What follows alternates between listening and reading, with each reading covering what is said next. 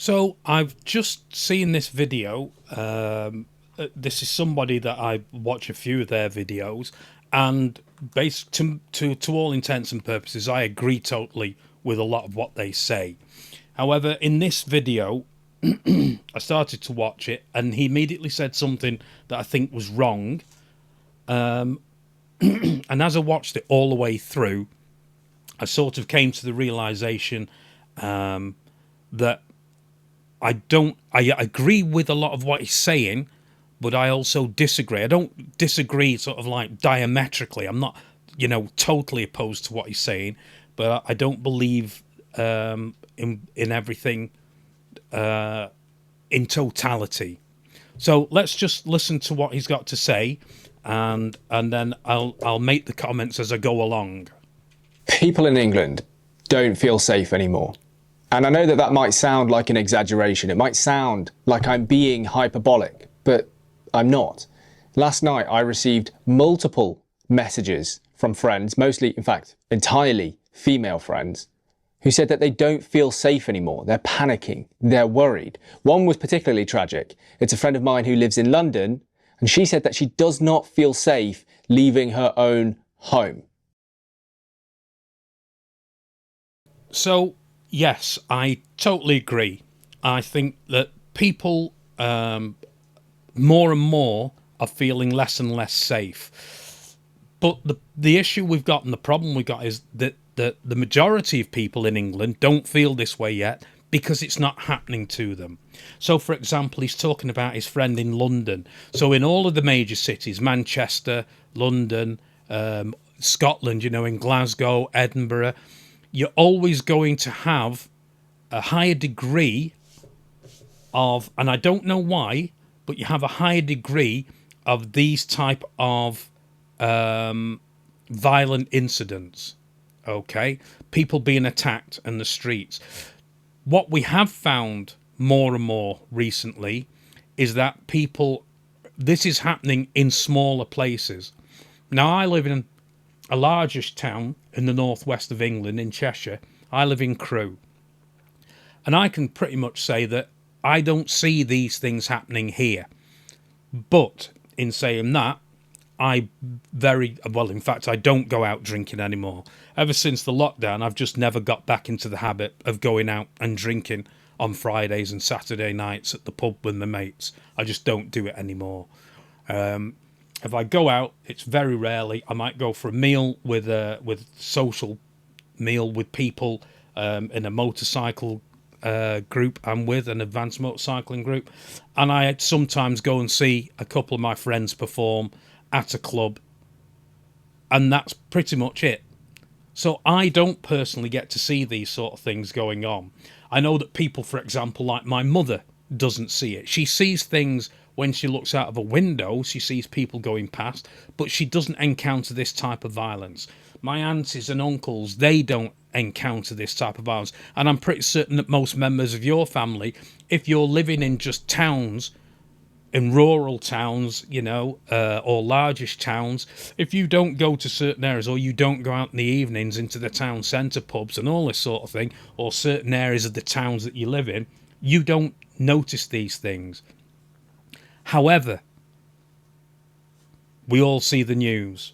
Most of us have got internet access. I limit most of my online access to YouTube. I have a Twitter account, but I don't go onto Twitter. I have a TikTok account, but I don't go on TikTok. It's very rare. I'm starting to think about it because I'm starting to make more comments about this type of thing. But I don't do a lot of social media. I've got Facebook, but I barely ever log on to it. YouTube is my thing because I get all my entertainment from there.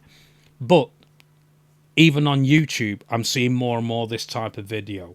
Yes, and the thing is, everybody's seeing this. We're hearing more and more about violent incidents.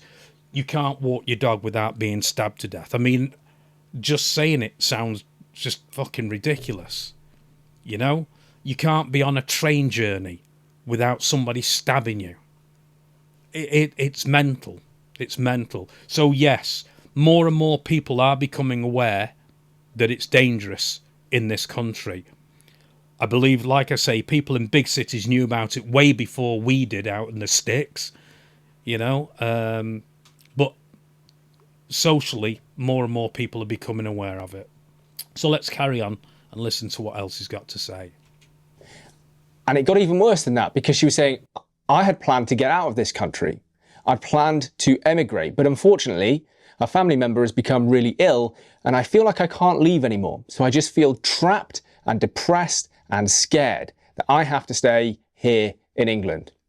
So, okay, yes, in that particular instance, I think that person isn't stuck in this country because of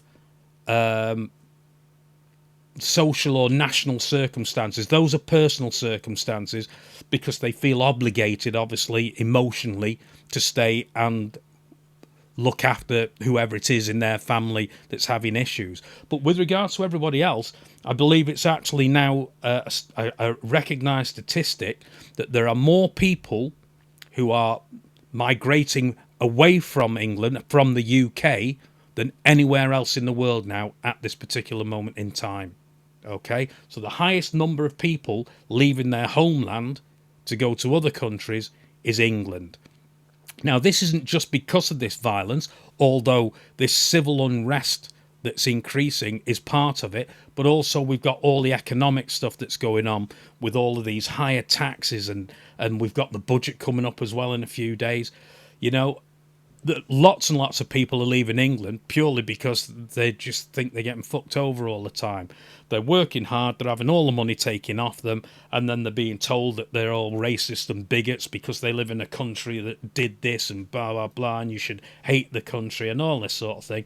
So people are leaving England for a lot of reasons. The violence, I think this awareness nationally of the violence that's happening has only really started to come to the surface quite recently. But with regards to financial reasons, cost of living and such like, and the standard of living, I think that's been going on for some time, and that's one of the reasons that a lot of people are being forced out. But I can understand that his friend feels trapped, but that's more of a personal entrapment. That's something that they're doing to themselves because of something that's happened within their family. But yes, there are loads and loads of people leaving the country at this particular moment in time. Particularly in London. How have we got to this point? Now, there's a very limited amount that I can say about the incident from yesterday because I don't really want to get arrested for contempt of court. But what we do know is that 10 people were attacked on a train whilst it was moving. 2 suspects have been arrested, both black British, born in Britain, so just as British as you and me, of course. And the police are saying that this is not any kind of terror-related incident. And I was thinking about that. Not terror-related. What does that mean? So clearly, for the victims who were there, it feels just as horrifying regardless of what the motive is, but not. Okay, I think there's a little bit, there's something, this is a bit wrong. The police didn't say it's not terror related. The police said it's not terrorist related. And counter-terrorism policing were initially supporting our investigation. However, at this stage, there is nothing to suggest that this is a terrorist incident. Clearly, all the people who were on the train were terrorised, but the motivation behind the attack is not a terrorist motivation. I saw something with the black belt barrister, and he was talking about what constitutes or what are the requirements legally of an act of violence, for example, like this, being constituted as terrorist. And I think it has to be politically, racially, religiously motivated in the aims of trying to change. In fact, what I'll actually do is I'll just look this up now.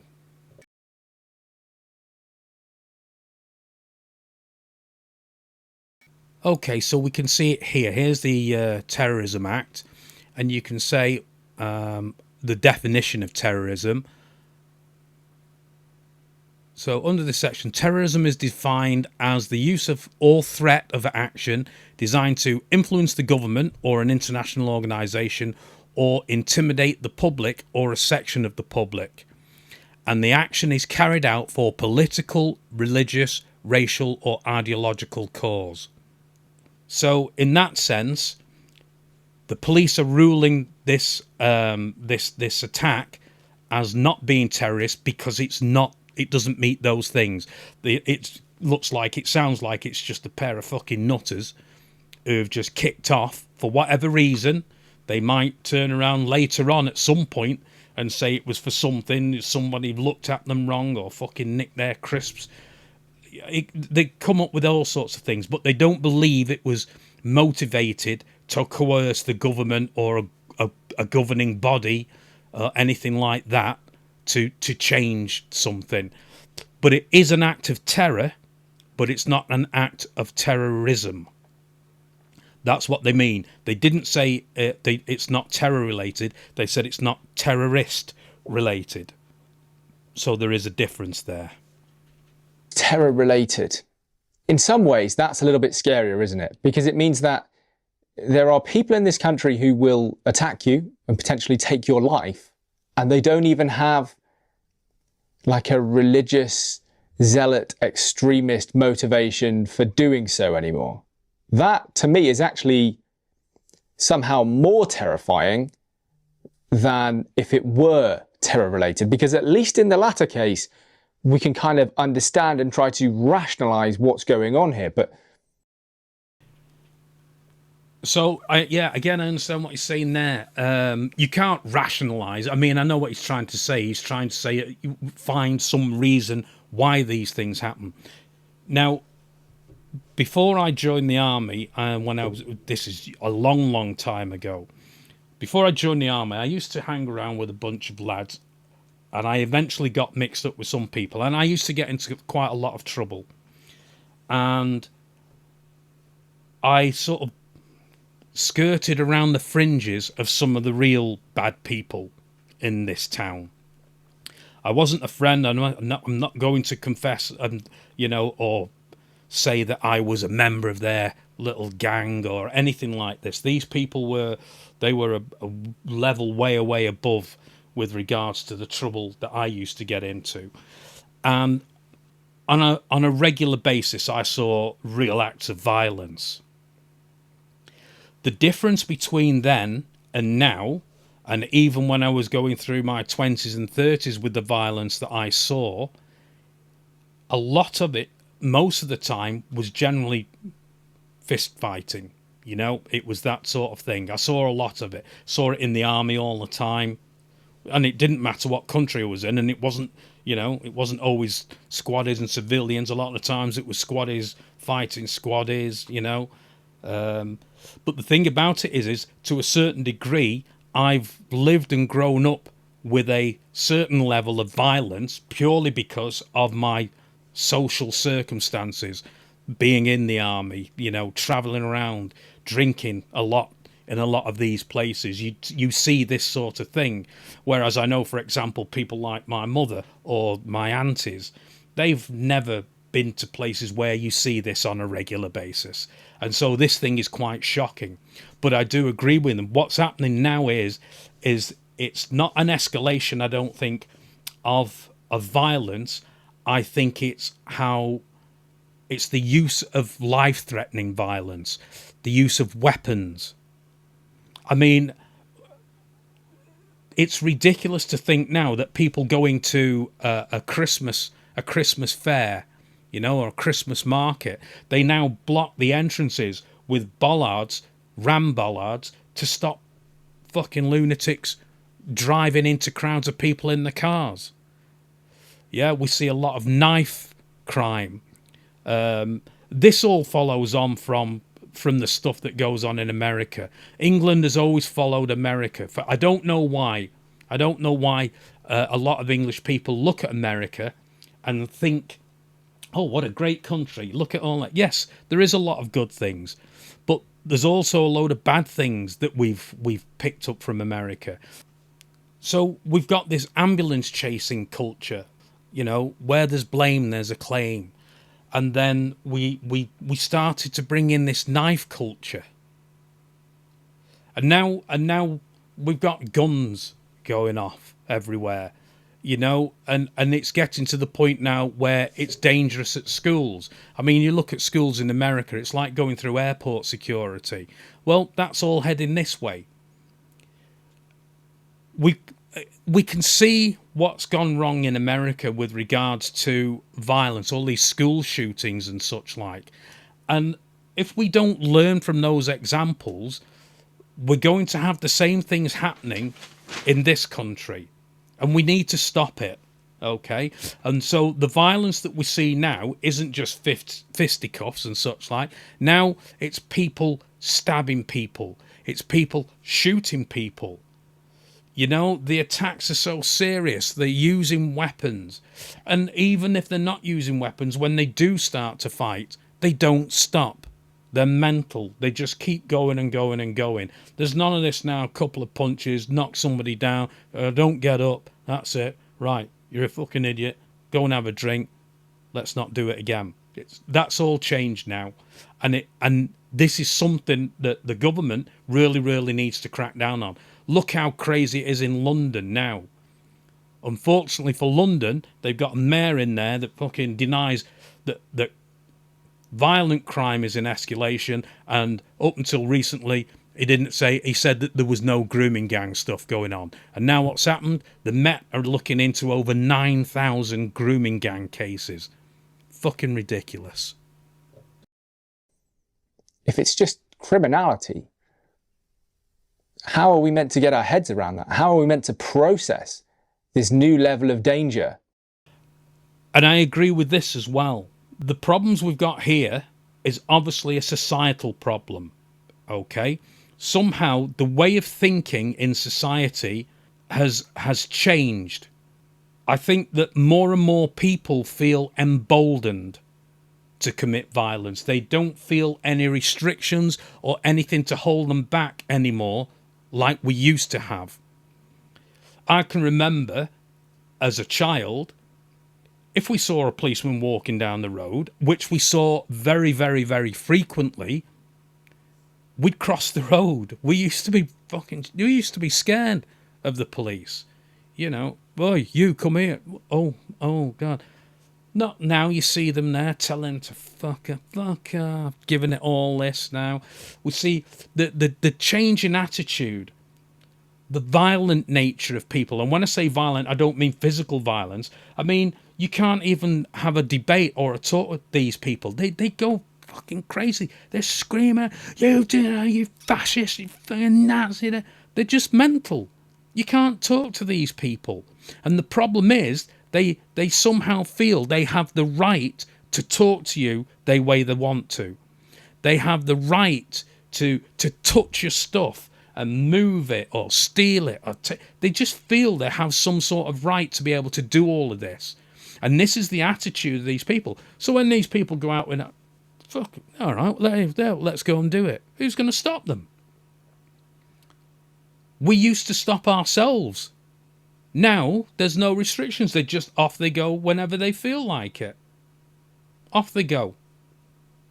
It's just mental that we seem to find ourselves in.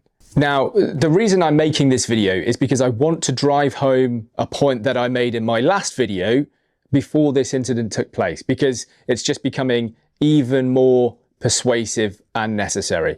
And in order to do so, I want you to listen to one of the survivors' testimonies. So I'm going to play you a clip, and it's a guy who was on the train, and there's nothing descriptive or graphic in what he says here, but there's a really important point that I think we all need to get our heads around and understand.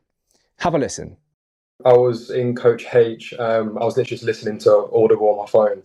And then I had guys suddenly run past going, run. And while we're doing that, I've kind of, there's a person that I know, and he's kind of looked at me and gone like, have you got anything we can use in case he comes through? There's at least 10 ambulances, 12 ambulances. We had a Jack Daniels bottle between us, and that was it. So we're kind of sitting there with one Jack Daniels bottle, just looking down the end of this carriage, just praying somebody doesn't walk down with a knife, with a gun. We didn't really know what was going on. Picture that moment where you are trapped on a moving train and there's only so many carriages you can walk down. There's only so far that you can go, and you get there and there's loads of you all huddled together, and your mate looks at you and he says, have you got anything we can use? Have you got anything we can use to defend ourselves? And you're rummaging around in your little shopping bag and all you can find is a bottle of Jack Daniels. And to be honest, that's actually pretty good by British standards. For certain people, a bottle of Jack Daniels would certainly fucking sort somebody out who's carrying a knife. But the problem is, most people don't know any form of defence. You know, they don't know this type of violence. They don't know how to react to it.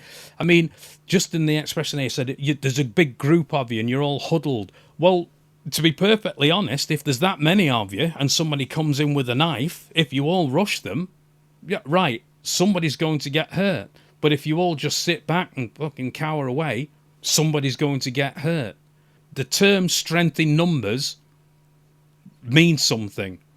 Because ultimately, it doesn't matter how good you are as a, let's say, as a martial artist in self-defense. Doesn't matter how good a fighter you are.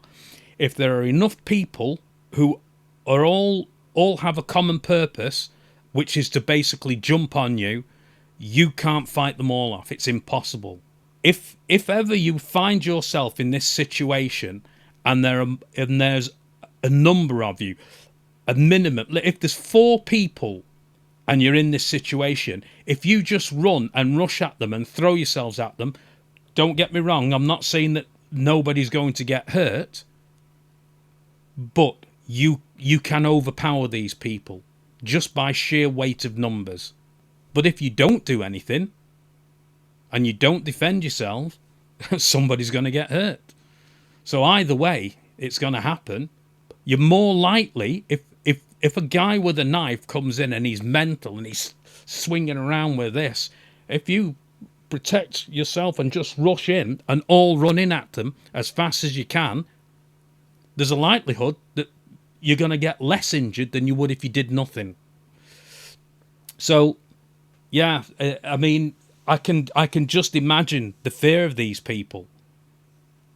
And again, yes, that is a terror thing. It must be terrorizing, especially if you've got no idea what to do to defend yourself.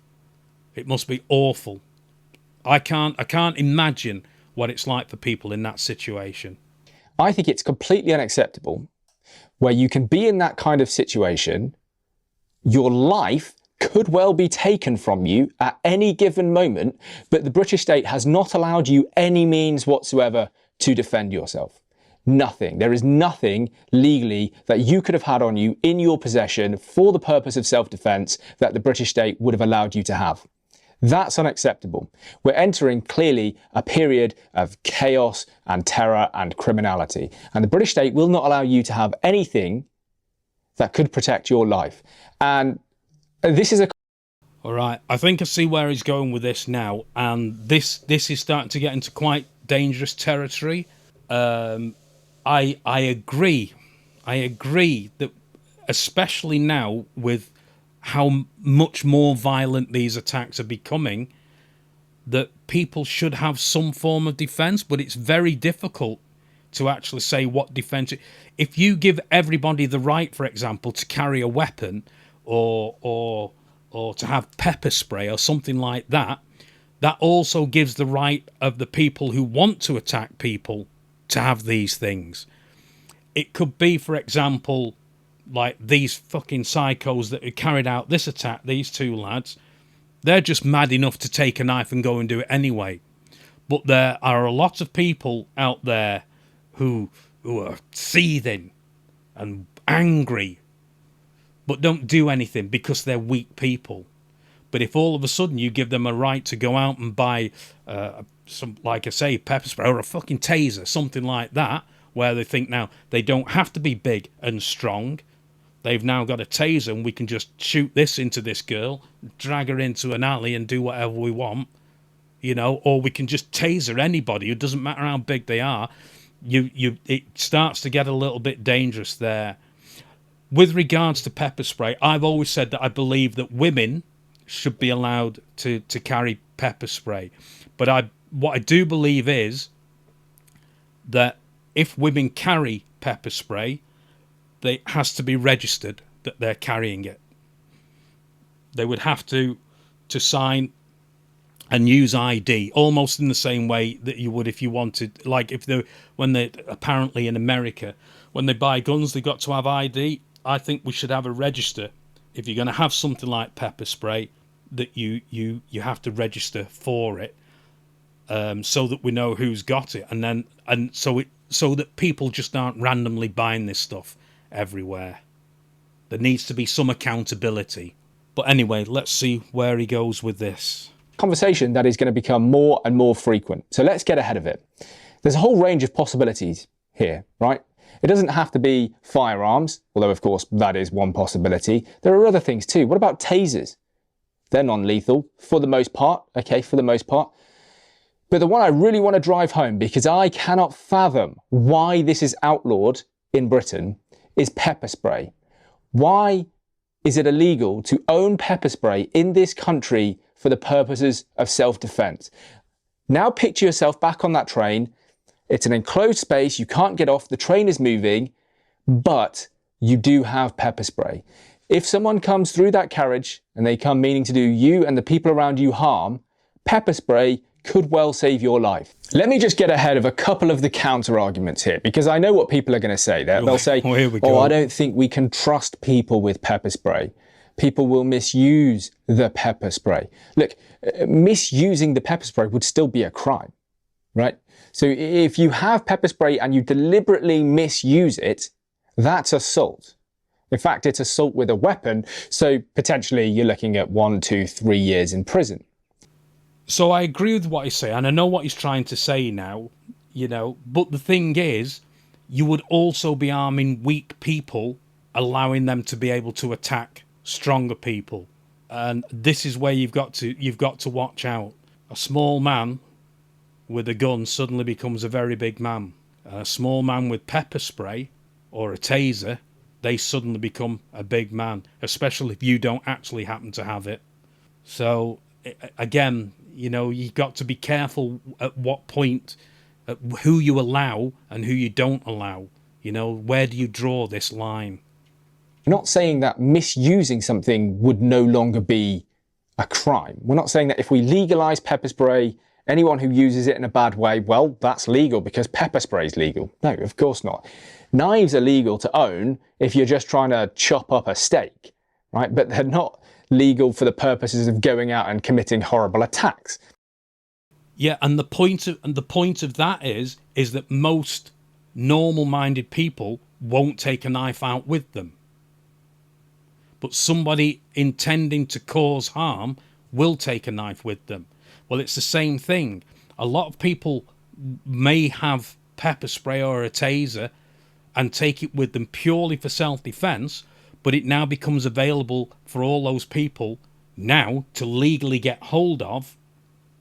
And even if they get stopped now and say, oh, what are you doing with this? Oh, it's legal now. I'm scared.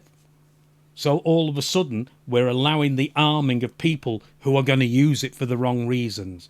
And again, I don't disagree with what he's saying. I do believe that people should somehow be able to defend themselves. But it's got to be thought through very carefully. Look at guns in America. You can practically walk into Woolworths and just buy a gun. You know what I mean? Pop out in the mud. Just popping out to the shop, love. Gonna get myself a shotgun. See you in an hour.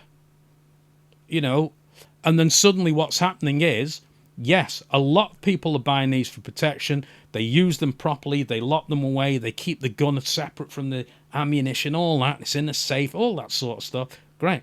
But what about all the people who just buy it and then stick it down a pat so they can start waving it around in people's faces and mugging them whenever they feel like?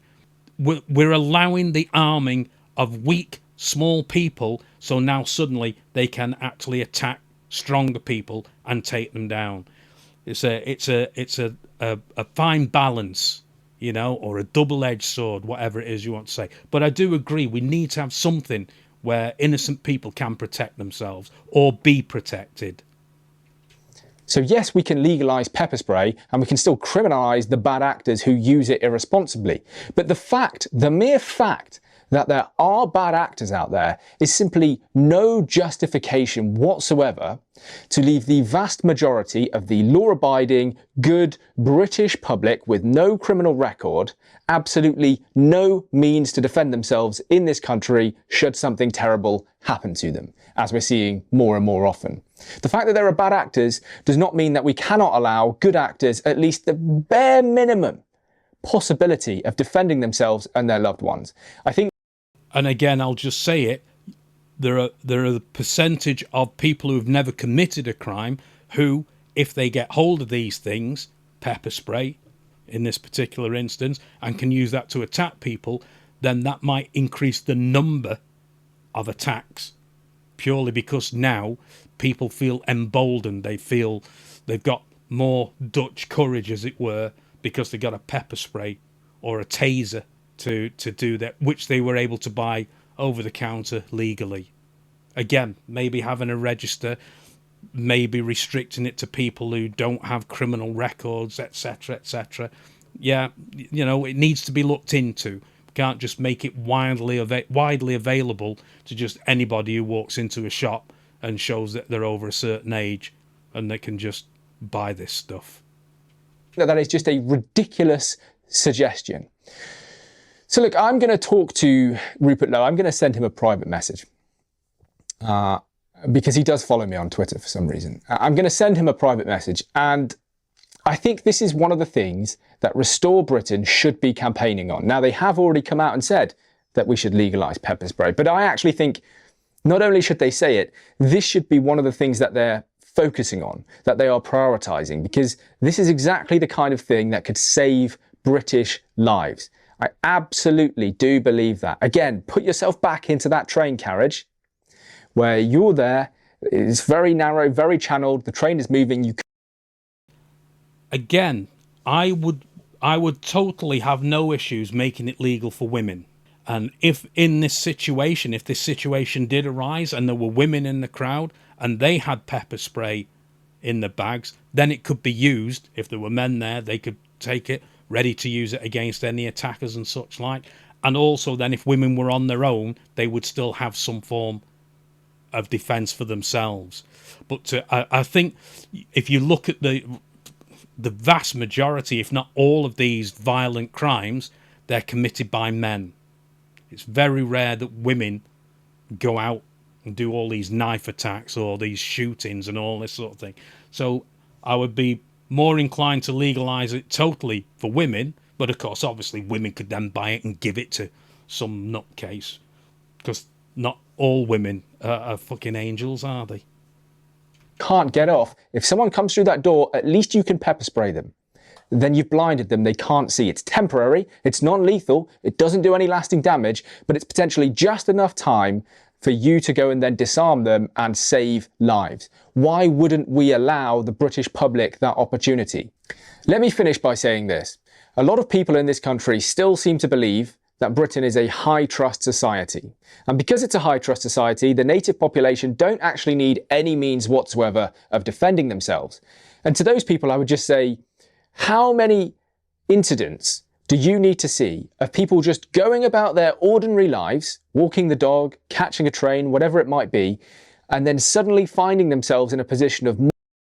Yeah, I totally agree with what he's saying. Britain did used to be a very high trust society, which is why the police never used to be armed. We didn't have armed police in Britain. And this is why I find it difficult now to comprehend. I see a lot of channels, YouTube channels and all this sort of thing. I see a lot of people on their videos basically slagging off the police. Oh, they're fucking violent. We don't need them. Should defund the police. All this sort of thing. And you've got to remember, we're turning around now and talking that it's a low trust society, or becoming a low trust society, where innocent people walking around the streets just doing their everyday thing are now potentially at risk of being attacked. But think about the police. Every time they go to a traffic stop, to a domestic incident, to a robbery at a shop, or anything like that, they've always been at risk. They've always been at risk of these things. And loads of police have died doing this sort of thing. It's the same thing going on in America. All this anti-police thing. I don't get it. I mean, don't get me wrong. I've got absolutely no love loss for the police at all. Back in my day, I hate the police. I've sort of mellowed out now, but I still don't. I mean, my biggest thing is traffic police. I ride a motorbike, and I have a tendency I go a bit quick sometimes, But ultimately, at the end of the day, as much as I dislike the police in that way, I've got the utmost respect for the police that are out on the front lines and having to defend themselves against these people. These guys and women that go out on fucking Friday and Saturday nights in these places with all these drunk fucking people who all think they can fight the world, and and they're being spat at and sworn at, and fucking, I wouldn't wish that job on anybody. Traffic police, when traffic police go to fatal accidents and all that, I can't imagine some of the shit that they've seen. So even though I have this, this no love loss for the police thing, that's in regard for trivial stuff, speeding and shit like that, and minor fucking traffic infringements. But when it comes to this, if you think that it's a dangerous place for the British public to just go out about their everyday lives, that's exactly the same for police when they're not on duty, and it's ramps up by I don't know how many percent when they're actually on duty and they have to deal with things like this. I think a lot more respect should be given to the police, and I think a lot more authority should be given to the police. But again, that's a different story. But yeah, it is becoming a more or a less trusting society, and it is something that needs to be tackled. Mortal peril, often losing their lives, and there is literally nothing they can do about it because the state has not given them the means to defend themselves. How many times does that have to happen before you reconsider that perspective? And let me add, I'm not going to pretend for a second that Britain back in the 1980s or the 1970s was perfectly safe and nothing went wrong, because that's not true. I mean, back then people were worried about the IRA, right? So you could just be walking down a street in London and the IRA has put a car full of explosives right there, and that's it, okay? People were scared. Yeah, that's different than what's happening now. They were terrorist attacks, okay? Again, I was in the army. I went to Northern Ireland at the times of the Troubles, and there was all sorts of things happening. They were acts of terrorism because they were political and they were trying to drive a political agenda. Fortunately, all that appears to have stopped and it's behind us now, and hopefully it'll stay like that forever. But the thing is, we've got to be aware there are other terrorist threats to this country. That sort of thing can still happen. So equating to what happened in the 70s due to terrorism isn't quite the same as what's happening now, because what's happening now is an issue with the social climate as opposed to a political climate. Yes, there was violence going on in those days, but it was very few and far between. Again, I think it's down to the attitude of the people. There was a different mentality. In them days, people had a little bit more respect for other people.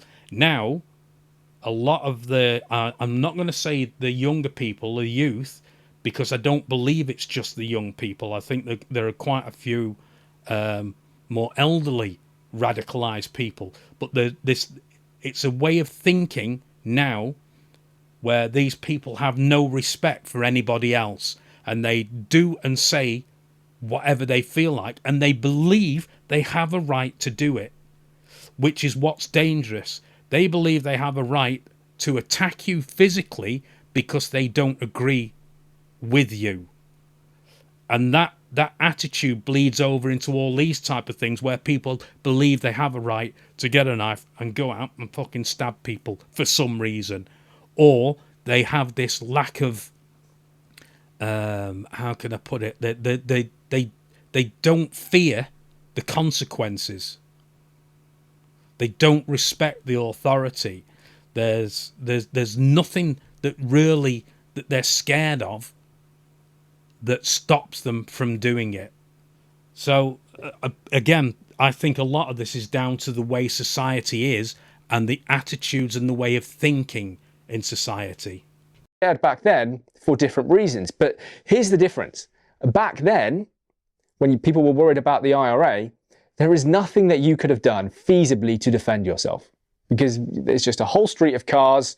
You're not really thinking about it, and then terrible, awful, truly tragic. But that's not what we're dealing with today. We're dealing with these more personal situations. I mean, there've been 3 major knife-related incidents of completely innocent people being the victims in the last, I think, month. But that have been reported, that we've seen in the news. If not 5 or 6 weeks. In these situations, you can do something about that, because it's like a slow motion.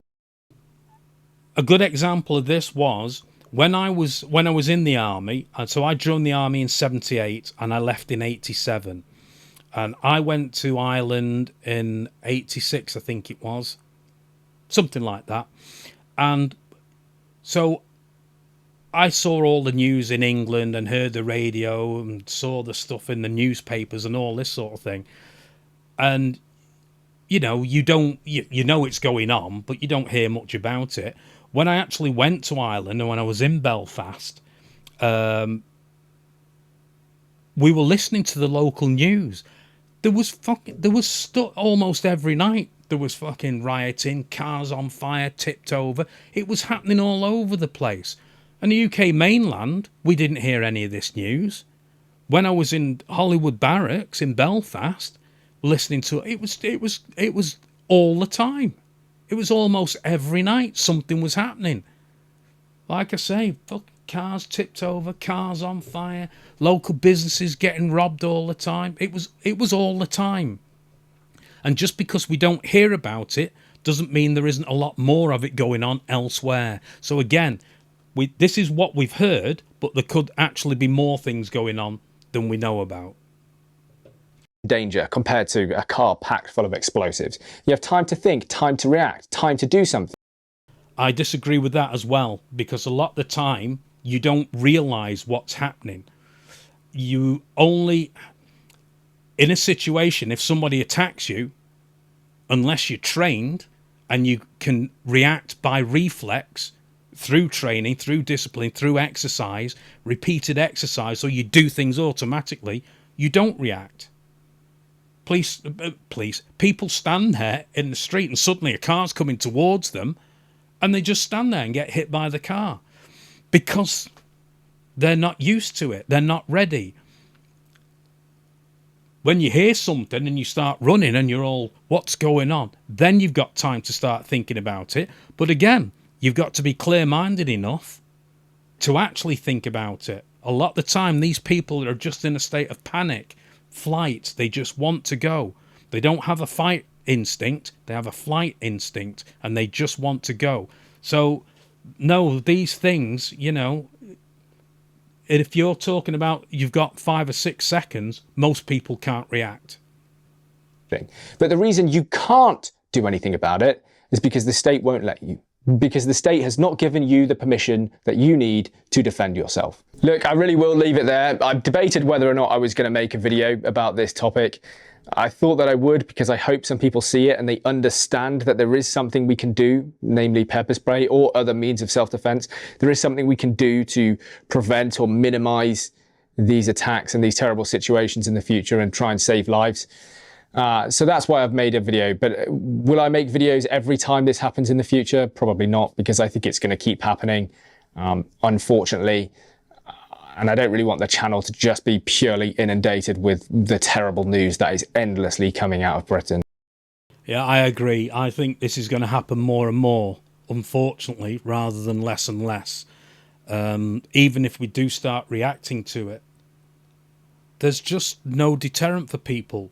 There is nothing that they're scared of that's going to stop them more than they think they can get out of it. And that's, you know, while there's no deterrent, while we're spending all of our time finding better ways to make people feel better when they're in prison serving sentences, or trying to find ways to make their time in prison less so they don't feel so bad, because we don't want to upset them and give them problems in their head, you know what I mean? Oh, poor things. There's no deterrent. There's no punishment that matches the crimes, okay? So what's going to stop somebody just lashing out? They will do, because nothing's going to happen to them. Oh, don't get me wrong, if you Twitter about it and call them a foot pig and say that they you know, that they call them gay or some dumb thing like that, then you've every chance of getting a knock on the door from the police. There needs to be more awareness. People need to be more aware, or there should be made more aware of what they can actually do to protect themselves. You know, there are lots of things you can do. As I say, you could roll a newspaper up or a magazine, nice and tight. The tighter the better. If it's a magazine, much better. And that's like a solid baton that you could use to protect yourself with. Imagine you get a magazine and rolled it tight and then poke somebody with that. It's like poking them with a piece of wood. You know, if you know how to use it properly, it's a defensive weapon. We just need to be made more aware. But agree, again, this is going to get worse before it gets better. And what we need to do is change the way of thinking. We need to stop people thinking they can just get away with all this crap, and let them know if they do this, they're going to face serious consequences. Anyway, I'll leave it at that, and thanks for watching.